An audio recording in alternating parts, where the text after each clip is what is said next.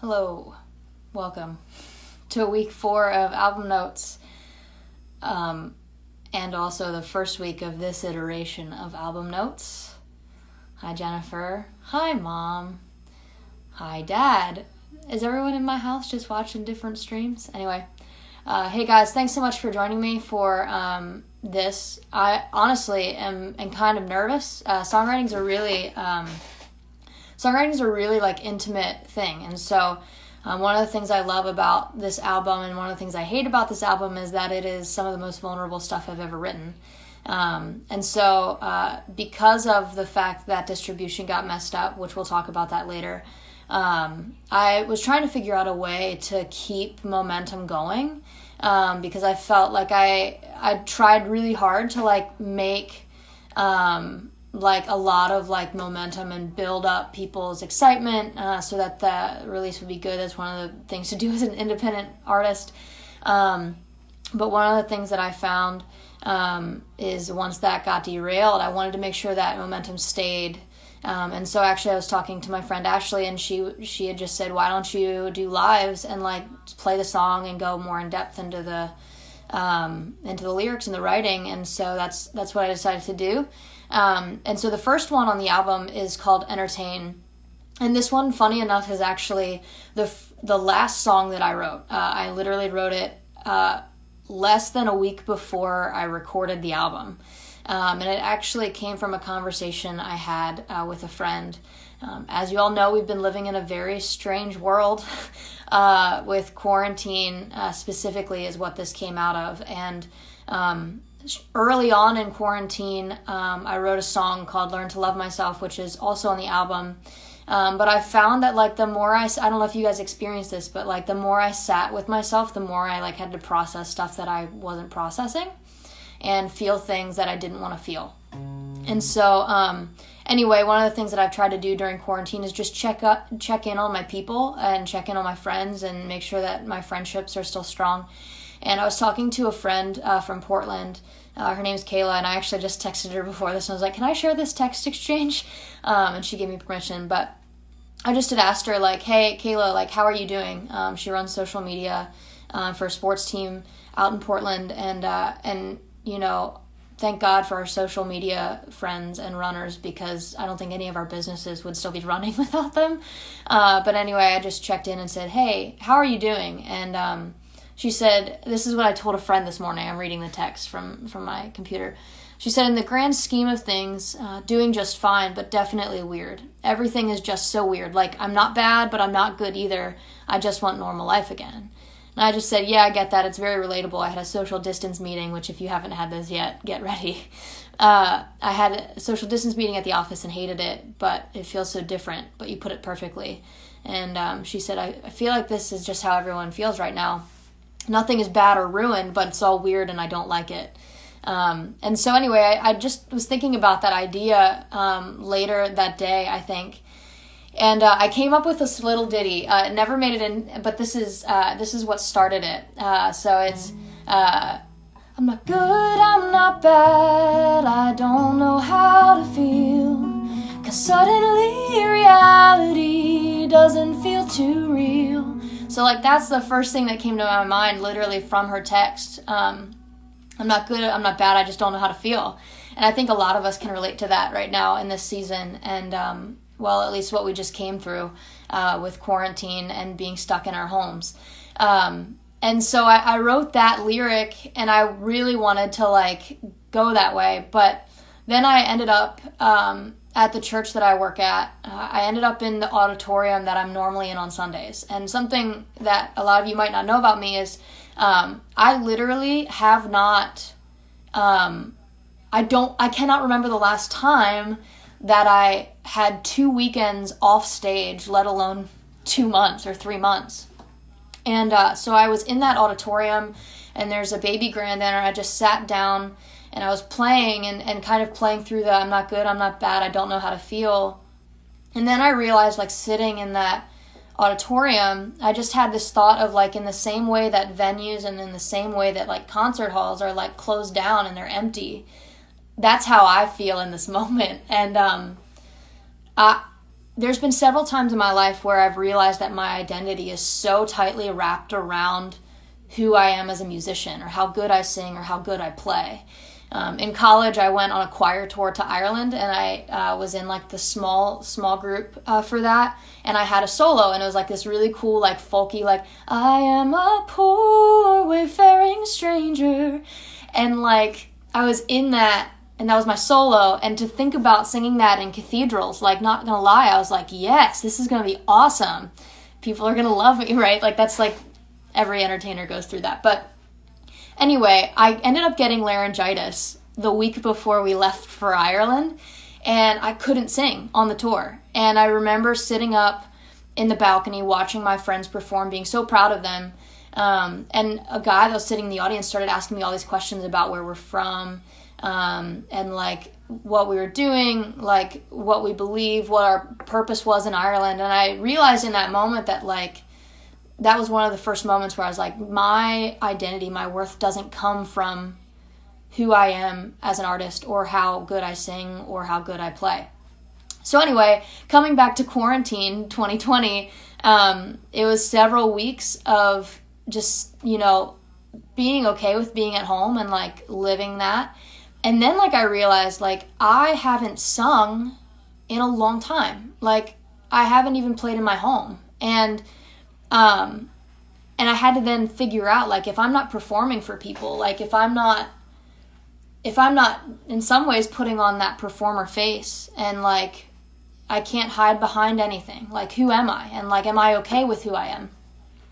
I often tell this story about my friend Karen, who's our campus pastor's wife. And it was before we had launched our location, and I was singing that weekend, and she came up to me and she said, I saw you on stage, and she's like, all I could think was, man, I love, and as soon as she said that, I kind of checked out, because there's this thing that happens to performers where you get off stage and people say, I love your voice, or like, I saw you, and I'm like, man, I love when they sing, or like whatever.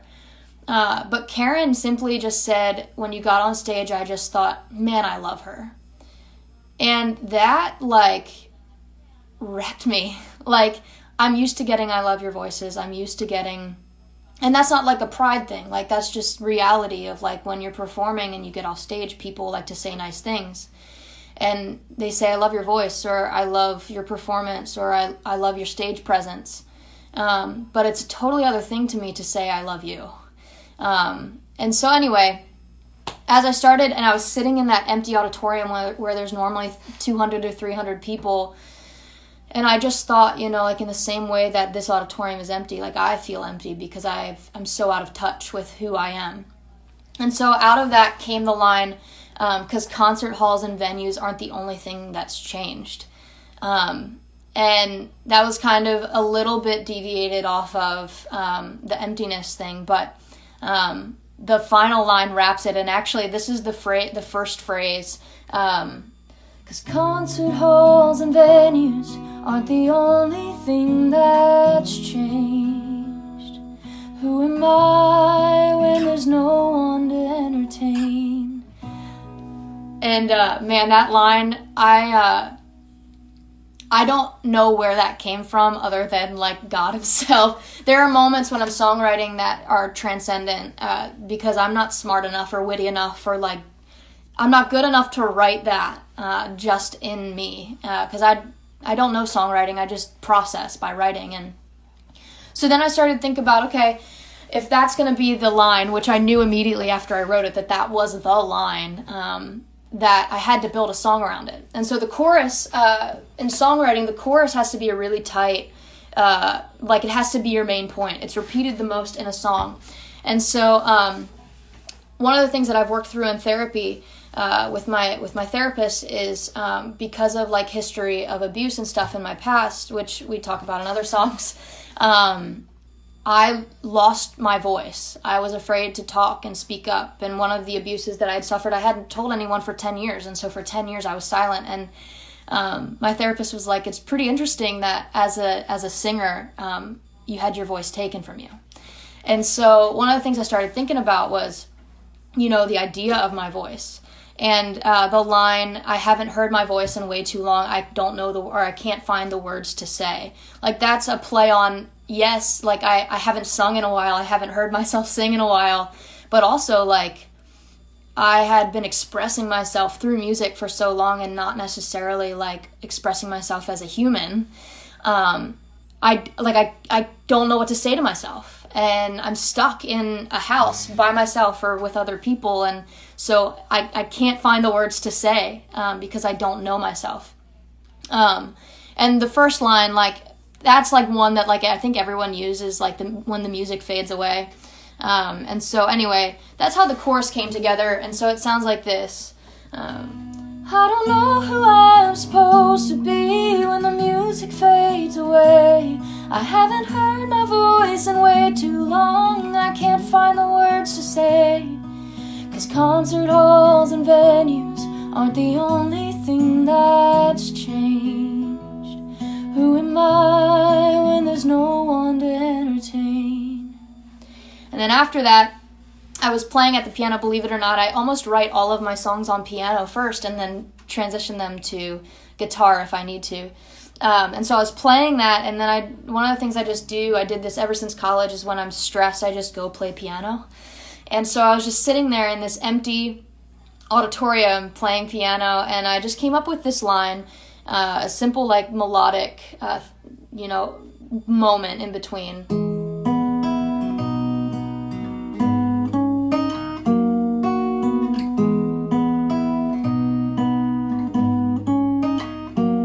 So that's like all I had, right? I had a chorus and I had that melodic line. I immediately texted it to Kayla and I was like, look what you did. You got me in my feels.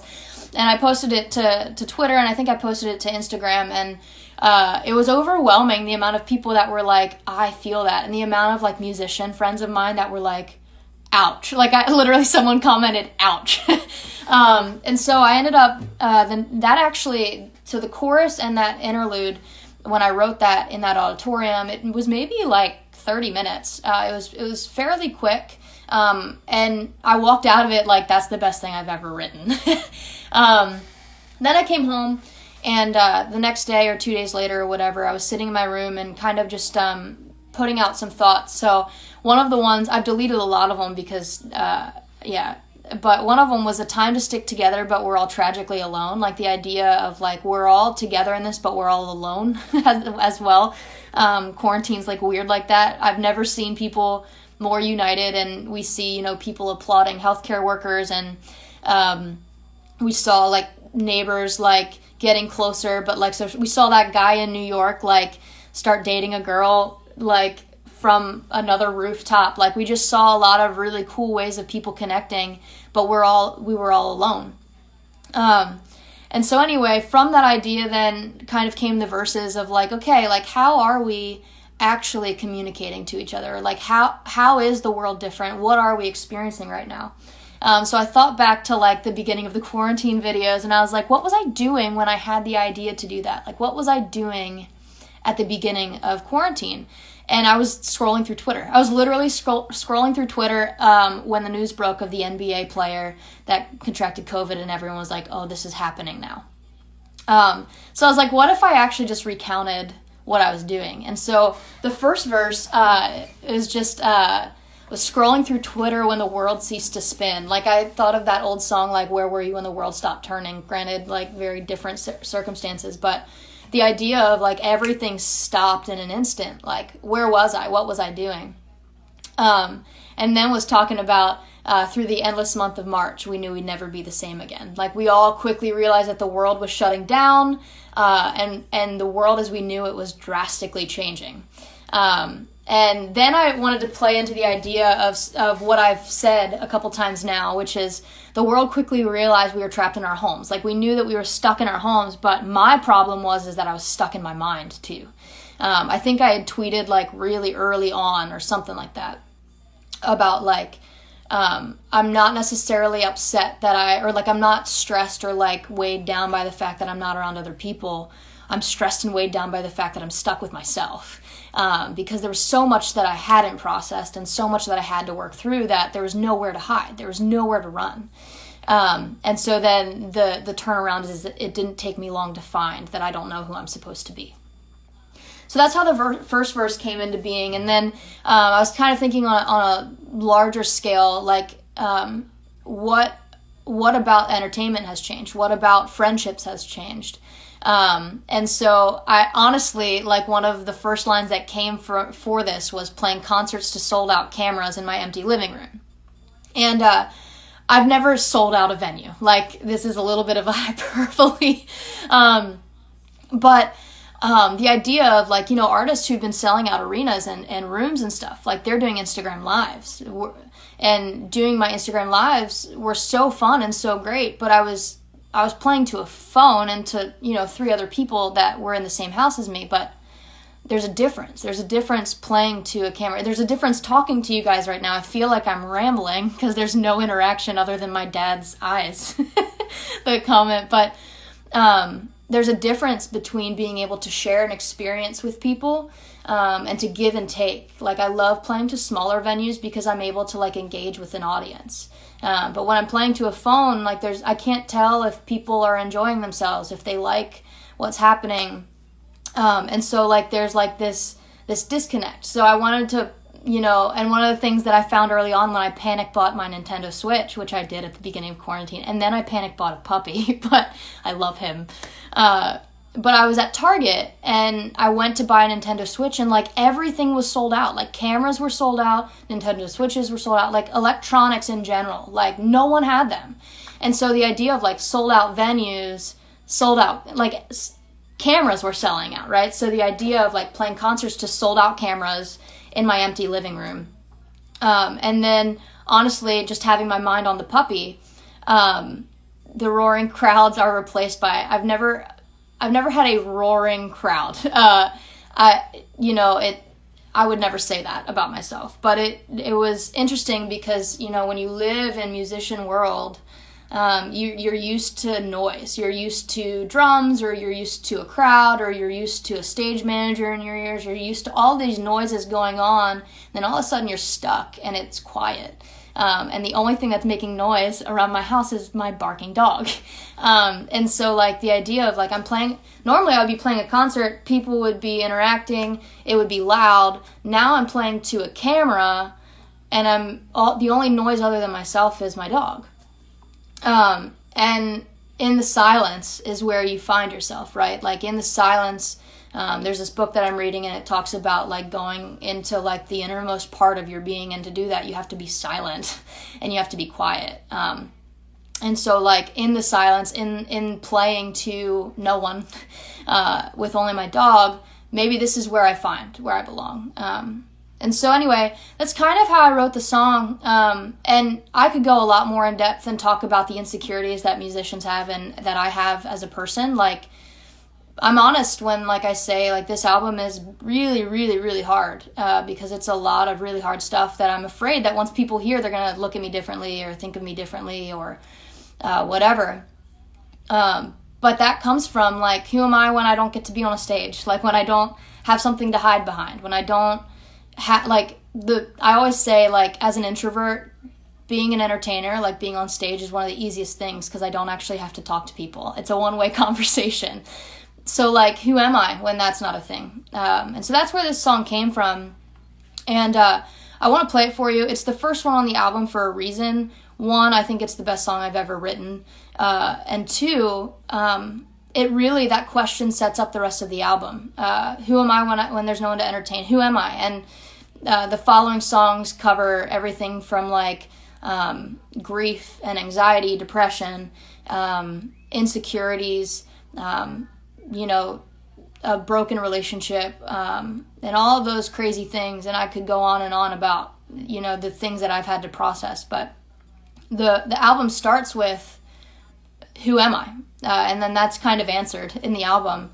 But the other thing that I find kind of fun is it's the last song that I wrote. And so I'm very much still in process. I don't have it all figured out, and it's still really scary. I still have to ask that question because I've processed everything, but I'm still processing. And so anyway, I'm going to sing the first song off of the album.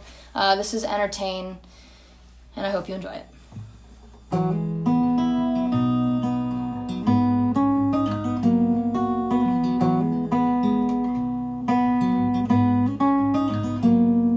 I was scrolling through Twitter when the world ceased to spin, and through the endless month of March we knew we'd never be the same again.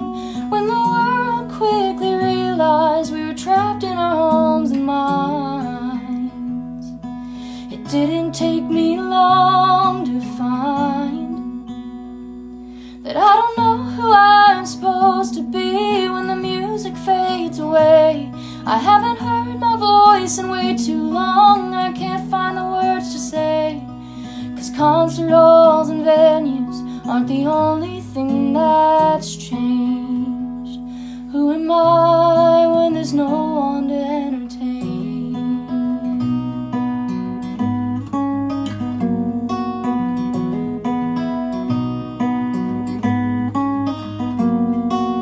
Friendships held together by Wi-Fi and through Zoom, playing concerts to sold-out cameras in my empty living room. Roaring crowds are replaced by the barking of my dog. Maybe this is where I'll find where I belong, 'cause I don't know who I'm supposed to be when the music fades away. I haven't heard my voice in way too long. I can't find the words to say, 'cause concert halls and venues aren't the only thing that's changed. Who am I when there's no one to entertain?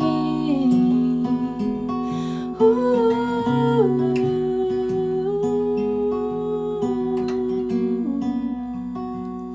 'Cause I don't know who I'm supposed to be when the music fades away. Haven't heard my voice in way too long. I can't find the words to say, 'cause concert halls and venues aren't the only thing that's changed. Who am I when there's no one to entertain? Oh, who am I when there's no one to entertain?